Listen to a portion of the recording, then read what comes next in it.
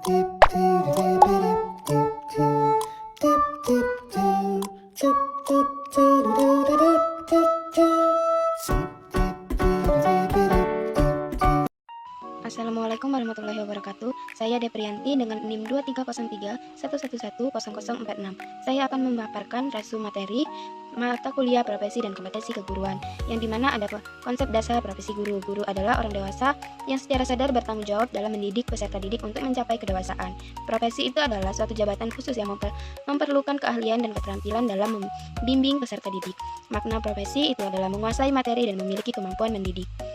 Ciri-cirinya adalah bahwa seorang guru itu lebih mengutamakan tugasnya sebagai suatu layanan sosial. Kualifikasi profesionalisme guru itu adalah memiliki kompetensi dalam ilmu pengetahuan, menjalankan tugasnya dengan keterampilan teknis mengajar untuk motivasi anak didik. Syaratnya adalah memiliki keahlian khusus, teori baku, standar untuk kerja yang baku, lembaga pendidikan khusus, dan memiliki kode etik, dan sebagainya. Kompetensi guru itu ada menguasai landasan kependidikan, bahan pembelajaran, program mengajar belajar, mengelola kelas, mengelola interaksi, mengajar belajar, dan sebagainya. Kompetensi guru dirujuk dalam Undang-Undang Nomor 14 Tahun 2005. Kode etik guru itu adalah nilai-nilai agama dan Pancasila, nilai-nilai kompetensi, pedagodik, kepribadian, sosial, dan profesional, dan memiliki jati diri, harkat, dan martabat manusia. Kode etik juga memiliki pelanggaran yang dapat berupa pelanggaran ringan, sedang, dan berat. Kompetensi kepribadian sosial, dan profesi pedagodik, yang dimana ada kepribadian yaitu mencakup kemampuan pribadi yang terkait dengan pemahaman diri, memiliki fungsi menjadi modal dan inspirasi untuk memicu motivasi pembelajaran siswa. Kompetensi sosial itu adalah merujuk dalam kemampuan seorang guru sebagai anggota masyarakat dan karakteristik adaptasi terhadap lingkungan, empati dan berkomunikasi dan dengan sopan bergaul secara efektif, berfungsi sebagai motivator dan inovator dalam pembangunan peserta pendidikannya. Kompetensi profesional yaitu kemampuan menguasai materi pembelajaran secara luas dan mendalam yang memungkinkannya membimbing peserta didik memenuhi standar kompetensi yang ditetapkan dalam Standar Nasional Pendidikan, memiliki karakteristik komitmen terhadap siswa dan proses belajar, menguasai materi ajar, bertanggung jawab dan berpikir secara sistematis, dan harus menjadi bagian dari komunitas belajar dalam lingkungan profesionalnya. Yang dimana selanjutnya itu pedagodik, yaitu adalah kemampuan dalam mengelola pembelajaran siswa yang mencakup pemahaman terhadap siswa, memiliki aspek-aspek pemahaman, wawasan, dan landasan kependidikan terhadap peserta didik, kurikulum, pembelajaran yang mendidik dan dialogis, dan sebagainya. Tugas itu sebagai pendidik, pengajar, pembimbing, pemimpin, pengelola pembelajaran, dan sebagainya.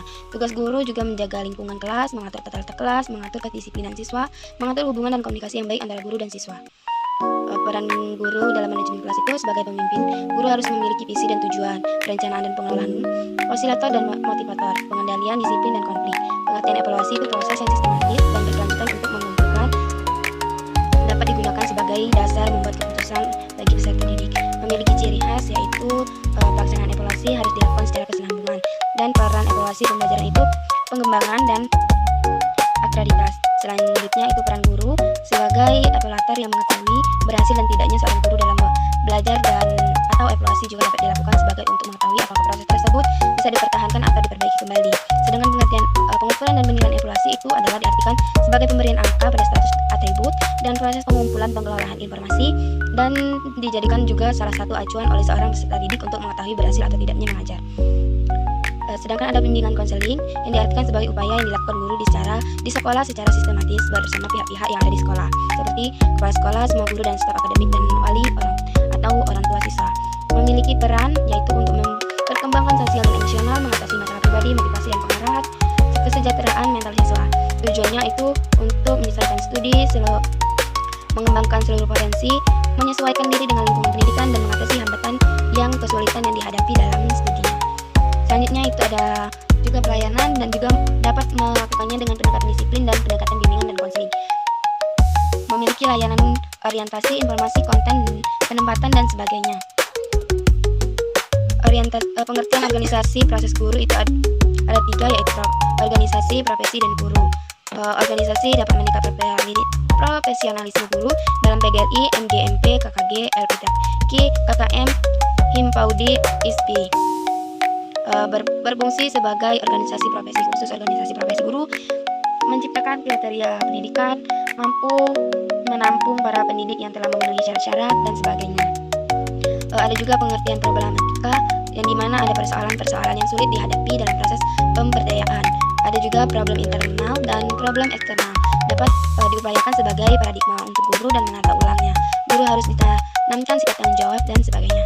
Pengertian guru juga guru profesional itu juga dapat memiliki padanan keahlian dan atau kepakaran di bidang tertentu yang dilegalkan berhak dengan sertifikat yang sebuah lembaga oleh sebuah lembaga, memiliki kompetensi dan paradigma guru. Selanjutnya itu ada revolusi industri dan peran guru di dalam bidangnya. Pengertian kompetensi guru yang dimana merupakan kemampuan dalam mendidik secara profesional.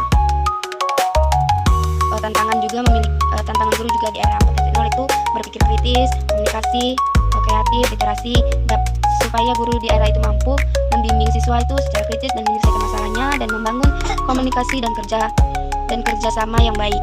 Dan mutu pendidikan itu di era 4.0 ditentukan oleh proses dan hasil pembelajaran yang unggul, yang dimana kita bisa menggunakan Classroom, Canva, dan Zoom, Google Meet, dan sebagainya. Baik, itulah materi yang dapat saya sampaikan. Terima kasih. Wassalamualaikum warahmatullahi wabarakatuh.